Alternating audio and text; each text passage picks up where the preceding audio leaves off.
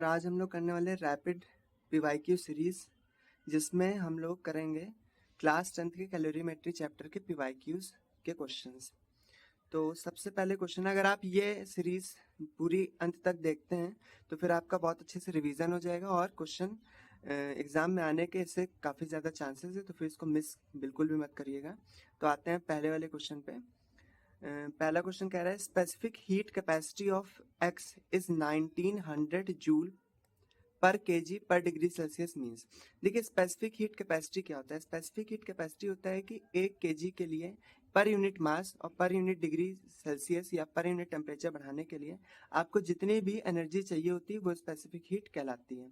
तो इसमें जो सबसे सही पहला जो ऑप्शन है, substance x absorbs 1900 joule for 1 degree rise in temperature, तो इसमें कहीं भी मास की बात नहीं करी गई, तो हमारा ये वाला ऑप्शन रॉन्ग हो जाएगा। फिर सेकंड बोला गया है 1 kg of substance x absorbs 1900 joule heat for 1 degree rise in temperature. और फिर तीसरा बोला गया है 1 kg of substance x absorbs 1900 joule heat to increase the temperature, तो इसमें कहीं भी 1 डिग्री की बात नहीं करी गई है, मतलब पर यूनिट टेम्परेचर की बात नहीं करी गई, तो सी वाला गलत हो जाएगा। एंड डी वाला जो है 1 kg of substance absorbs 1900 joule heat to cool down by 1 degree Celsius, तो डी में क्या है कि हीट को इसने एब्जॉर्ब तो किया है लेकिन ये कूल हो गया है, तो कूल कभी भी नहीं होता है कोई भी ऑब्जेक्ट हीट को एब्जॉर्ब करके, तो इसमें जो हमारा ऑप्शन होगा वो बी वाला सही हो जाएगा। फिर अब अगले क्वेश्चन पे आते हैं। अगला क्वेश्चन कह रहा है specific latent heat of a substance. Specific latent heat of a substance क्या होता है? Specific latent heat,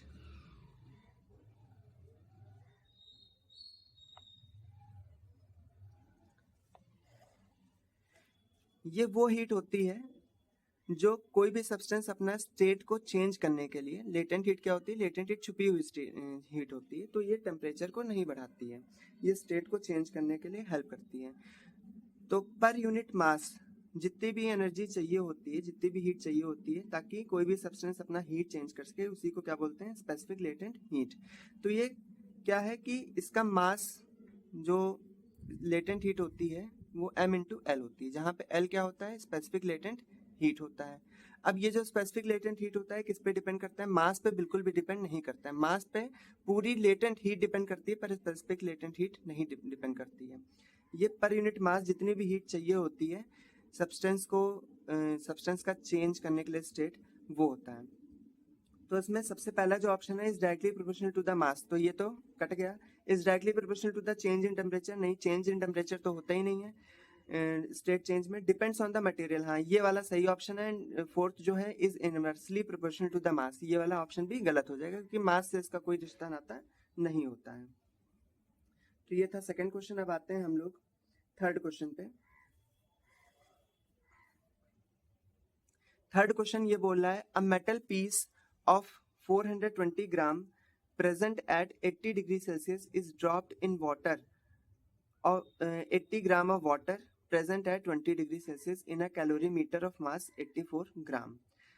If the final temperature of the mixture is 30 degree Celsius, then calculate the specific heat capacity of the metal piece. तो इस question में बोल रहा है कि एक मेटल पीस है जिसका मास 420 ग्राम है और ये कितने टेम्परेचर पे है? 80 डिग्री सेल्सियस पे है। तो एक मेटल पीस है,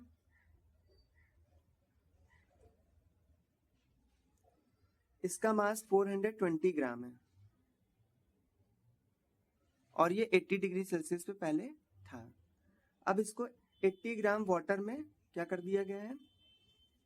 ड्रॉप कर दिया गया है। तो यहाँ पे मान लीजिए कि एक वाटर है और साथ ही साथ इसका कैलोरीमीटर है, कैलोरीमीटर। तो जब इसको आपस में ये इस वाटर में ड्रॉप किया जाएगा तो क्या होगा? ये धीरे धीरे थर्मल इक्विलिब्रियम की तरफ बढ़ेगा। थर्मल इक्विलिब्रियम वो स्टेट होती है जब दोनों ऑब्जेक्ट्स के बीच में कोई भी हीट ट्रांसफर नहीं होती है क्योंकि उनका टेम्परेचर अब सेम हो चुका होता है।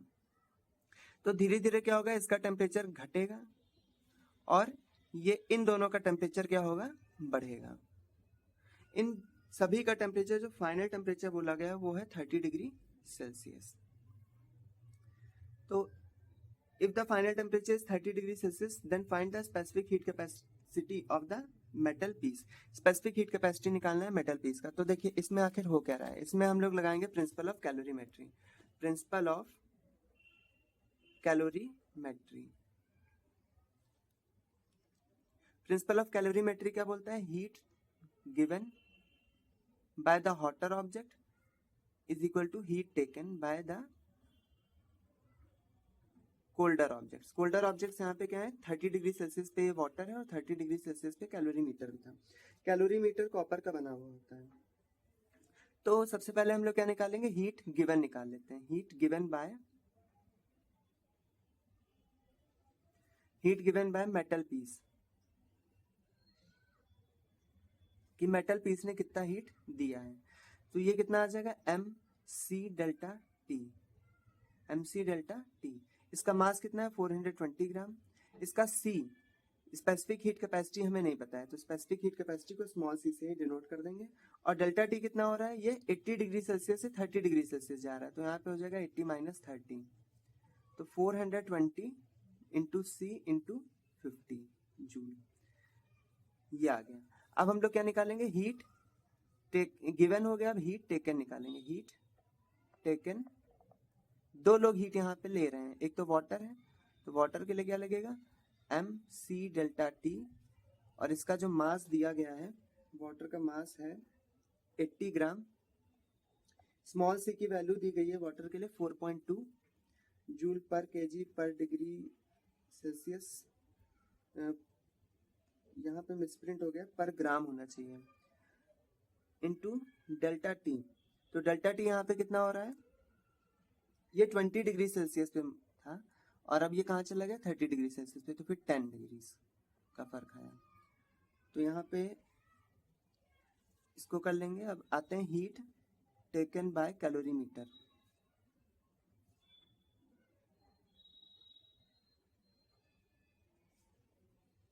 इज इक्वल टू, कैलोरीमीटर का जो मास है वो 84 है। स्मॉल सी की जो वैल्यू होती है कैलोरीमीटर के लिए वो दी गई है, specific heat capacity of calorimeter is equal to 200 joule per kg per degree Celsius. यहाँ पे भी मिसप्रिंट हो गया, पर ग्राम होना चाहिए, तो 0.2 हो जाएगा। इनटू इसका भी टेम्परेचर कितना हो रहा है, 10। तो अब इसको हम लोग अलग अलग करके सॉल्व कर देंगे।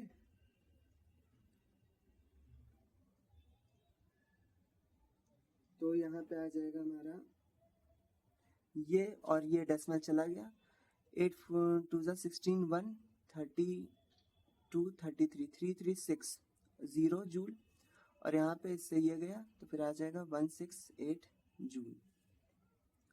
तो टोटल हीट गिवन, ये वाला प्रिंसिपल लगाएंगे यहाँ पे, heat given is equal to heat taken. तो गिवन कितनी हीट थी, 420 into C into 50 is equal to क्या आ जाएगा, 168 प्लस 3360। इन दोनों को ऐड कर देंगे तो फिर यहाँ पे 8 आ जाएगा, यहाँ पे 6 6 12 आ जाएगा, यहाँ पे 1453, तो 420 इंटू सी इंटू 50। तो अब इसको सॉल्व करेंगे हम लोग।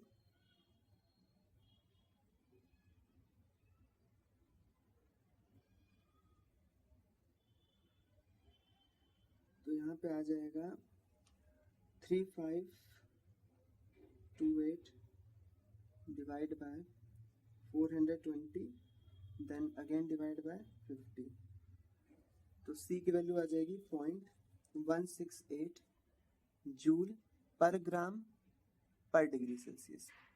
ये हमारा आंसर है।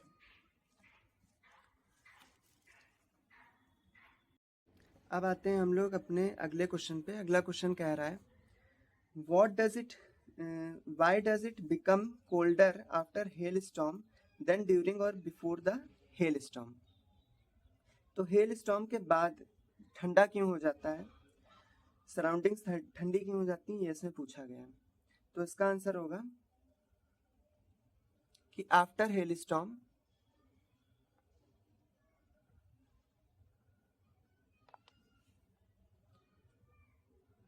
जो भी आइस गिरती है, द फॉलन आइस वो आइस क्या करती है, आसपास के सराउंडिंग हीट को एब्जॉर्ब कर लेती है, absorbs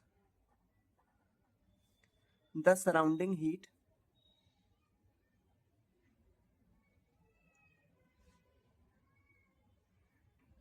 to melt and hence makes the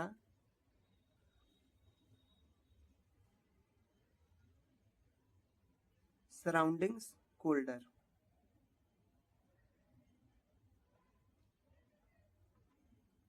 तो ये हमारा आंसर है। अब अगले क्वेश्चन पे आते हैं। अगला क्वेश्चन कह रहा है if two bodies have the same specific heat capacity, मतलब उनकी स्पेसिफिक हीट कैपेसिटी सेम है, तो फिर दो बॉडीज हैं उनकी स्पेसिफिक हीट कैपेसिटी क्या है, सेम है, then they will absorb the same amount of heat if their temperature increases by the same amount. अब देखिए स्पेसिफिक हीट कैपेसिटी, जो भी हीट एब्जॉर्ब होती है किस पे डिपेंड करती है, मास, स्पेसिफिक हीट कैपेसिटी इसकी कितनी है और टेम्परेचर राइज। तो इस क्वेश्चन में बोला है कि टेम्परेचर राइज दोनों का ही सेम है, टेम्परेचर राइज दोनों का सेम है, स्पेसिफिक हीट कैपेसिटी दोनों की सेम है, लेकिन मास जो होगा ये चेंज हो सकता है, it is not same, it is not same, हो भी सकता है नहीं भी हो सकता है, पर इस क्वेश्चन में स्पेसिफिकली मास को सेम नहीं बताया गया है, तो हम लोग ये कह नहीं सकते हैं कि दोनों ने same amount of energy absorb करी होगी। हो सकता है जिसका मास ज्यादा उसने ज्यादा एब्जॉर्ब करी हो एनर्जी, और जिसका मास कम हो उसने कम एब्जॉर्ब करी होगी। तो इसमें हम लोगों को लिखना होगा फॉल्स, बिकॉज द मास में be different.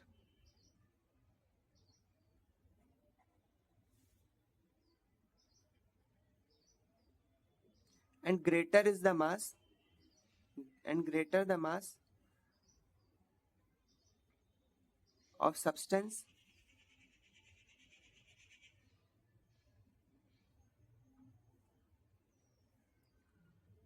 higher is the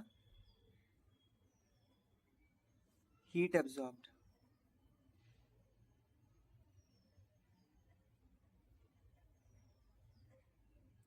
तो ये हमारा आंसर इसका हो गया। अब अगले क्वेश्चन पे आते हैं।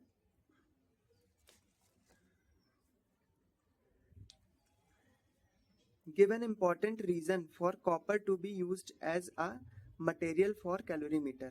ये कॉपर आखिर क्यों एज अ मटेरियल यूज होता है कैलोरीमीटर में, तो इसका आंसर हो जाएगा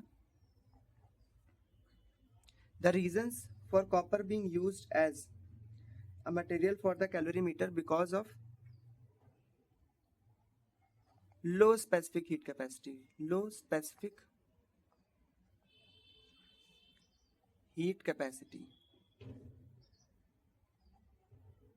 अब कम स्पेसिफिक हीट कैपेसिटी होने की वजह से क्या हो जाएगा, ये पूरे जो भी सब्सटेंस है, जो भी इसमें फिल है, उसका टेम्परेचर ये इजीली एब्जॉर्ब कर, उसका हीट ये इजीली एब्जॉर्ब कर लेगा, ठीक है, और उतना ही टेम्परेचर बढ़ा देगा, मतलब कम से कम हीट एब्जॉर्ब करके वो उतना ही टेम्परेचर राइज देगा जितना इसके अंदर जो भरा हुआ सब्सटेंस है वो उसका टेम्परेचर राइज हो रहा है, क्योंकि इसको बहुत ही कम टेम्परेचर चाहिए होता है 1 डिग्री सेल्सियस राइज करने के लिए, इसलिए बहुत ज्यादा ये हीट एब्जॉर्ब नहीं करता है। It attains equilibrium temperature. Equilibrium temperature कौन सा टेम्परेचर होता है, इक्विलिब्रियम टेम्परेचर वो टेम्परेचर होता है जो मिक्सिंग के बाद, मतलब थर्मल इक्विलिब्रियम पे आने के बाद जो फाइनल टेम्परेचर होता है, मिक्सिंग के बाद जब सब्सटेंसेस का जो फाइनल टेम्परेचर होता है उसको हम लोग इक्विलिब्रियम टेम्परेचर बोलते हैं। तो it attains equilibrium temperature with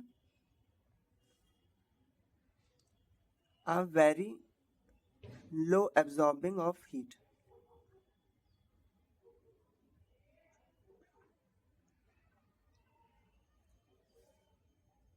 इसके अलावा ये गुड कंडक्टर होता है हीट का, ये भी एक रीजन है, लेकिन सबसे जो अच्छा रीजन है वो यही है। अब आते हैं नेक्स्ट पे। Calculate the thermal capacity of 40 gram of water. तो थर्मल कैपेसिटी क्या होती है, कैपिटल सी। कैपिटल सी का फॉर्मूला होता है small M into specific heat capacity. Small M की वैल्यू 40 दी गई है, और यहाँ पे जो सी की वैल्यू दी गई है वो दी गई है 4200 kg में।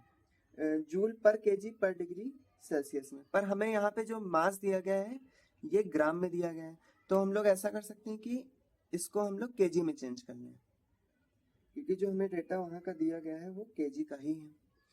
तो अब जब इसको हम लोग सॉल्व करेंगे, ये और ये कट हो जाएगा, ये और ये कट, यहाँ पे आ जाएगा 168 जूल पर केजी।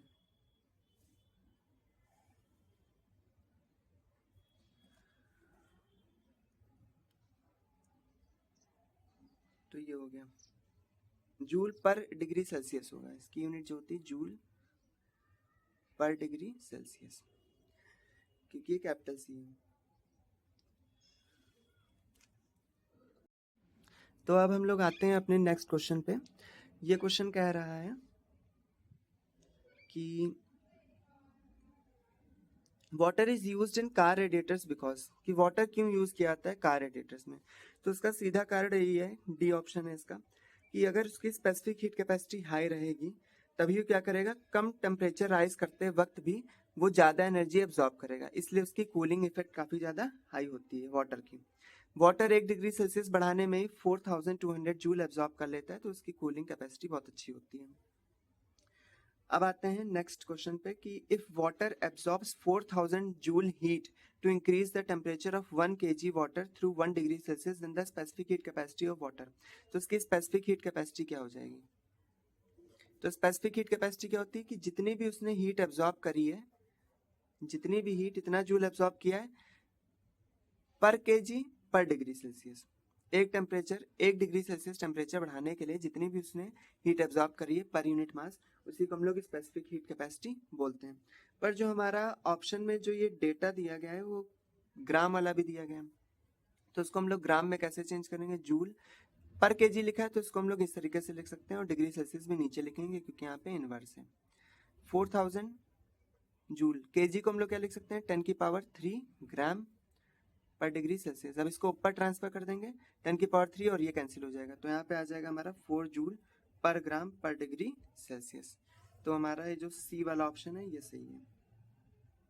फिर अब आते हैं नेक्स्ट क्वेश्चन पे। नेक्स्ट क्वेश्चन ये कह रहा है हमारा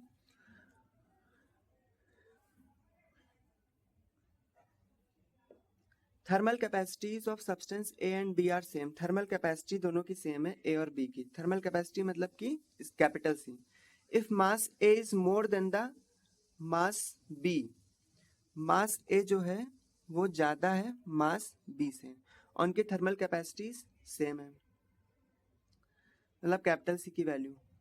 then which substance will have more specific heat capacity, किस सब्सटेंस की ज्यादा हीट कैपेसिटी होगी। तो ध्यान से देखें, कैपिटल सी सेम है, तो कैपिटल सी की वैल्यू क्या होती है, एम ए, और C1 is equal to M B C2।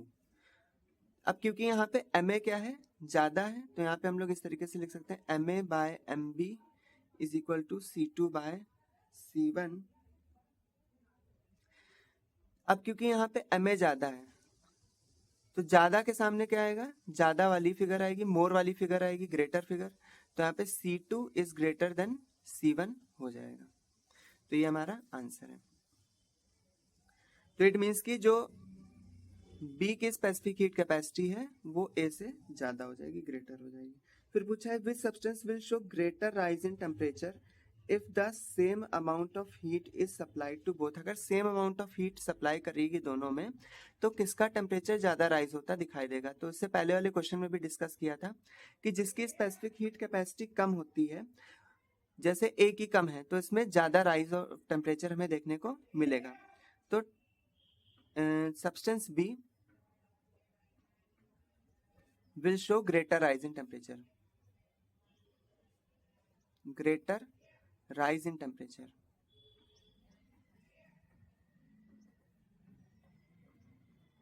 because उसकी स्पेसिफिक हीट कैपेसिटी क्या है, कम है। इट्स स्पेसिफिक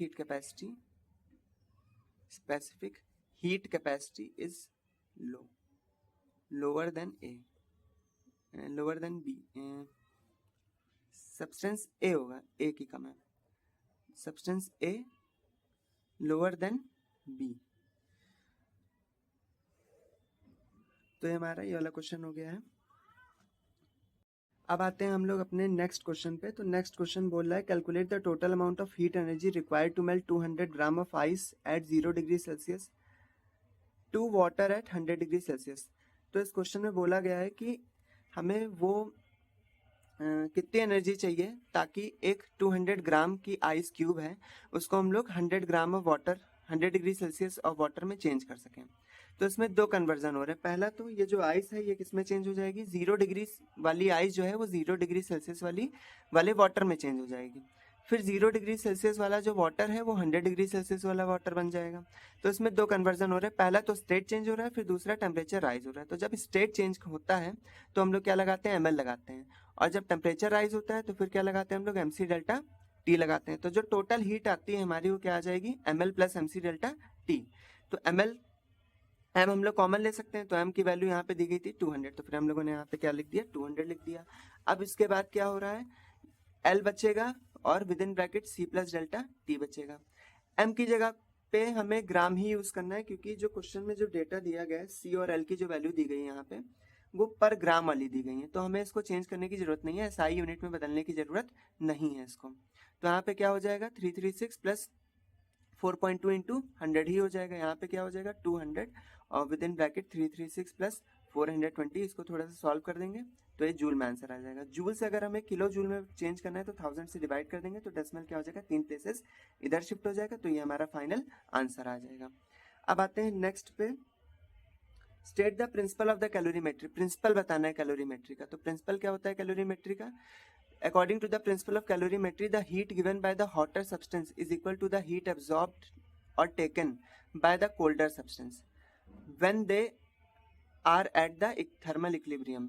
जब वो थर्मल इक्विलिब्रियम को अचीव कर लेंगे तब जो टोटल हीट टेकन होगी बाय द कोल्डर सब्सटेंस वो किसके इक्वल हो जाएगी, टोटल हीट रिलीज्ड बाय और given by the hotter object.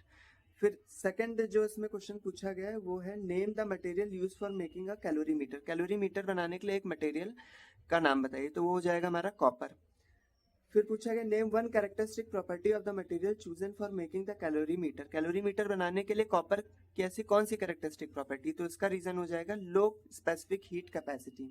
Low specific heat capacity वही इसलिए क्योंकि ये अपना टेम्परेचर ज़्यादा राइज करता है और उस हिसाब से जो हीट होती है बहुत ही नेग्लिजिबल एब्जॉर्ब कर लेता है, जिसकी वजह से क्या होता है जो भी सब्सटेंस इसमें मिक्स है उसकी ये बहुत ज़्यादा हीट एब्जॉर्ब करे बिना उस टेम्परेचर को अटेन कर लेता है। तो वीडियो अगर पसंद आ जाए तो फिर लाइक, सब्सक्राइब और शेयर भी कर दीजिएगा। वीडियो बहुत ज़्यादा हेल्पफुल है फास्ट रिवीजन के लिए और इससे क्वेश्चन भी बहुत ज़्यादा एक्सपेक्टेड है आने के लिए इस बार के एग्जाम में। Thank you.